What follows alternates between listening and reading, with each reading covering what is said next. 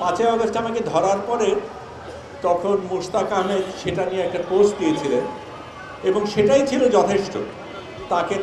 তাকেও ধরা হয় এবং তাকে পরবর্তীকালে তিনি তো মারাই যান জেলে।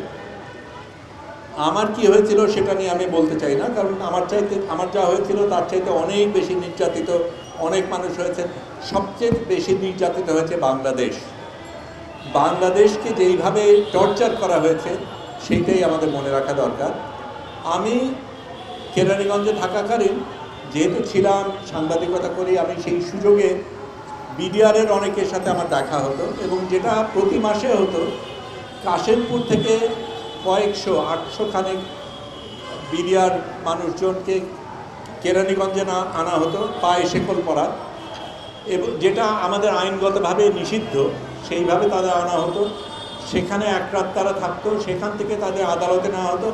আদালতে জীবনে তারা ঢোকেনি, ওই হাজিরা দিয়ে আবার তারা ফেরত গেছে। মাসের পর মাস সেই জিনিসগুলি হয়েছে।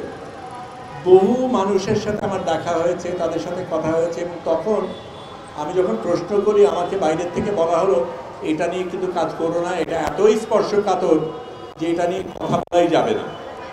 আজকে আমরা কথা বলতে পারছি, এখানে জেনারেল নাসির আছেন, অন্যান্যরাও আছেন যাদের সাথে আমি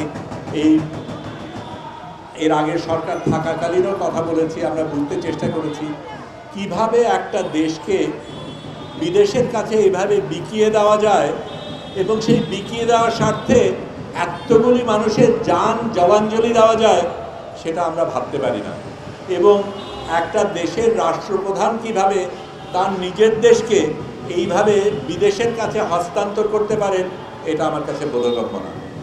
আমি বক্তৃতা দিতে আসিনি, আমি শুধু বলতে এসেছি যে যেই পিলখানায় যারা মারা গেছেন, যারা এখনও জেলে আছেন, তাদের সাথে আমি তাদের সাথে আছি এটা বলার জন্য এসেছি।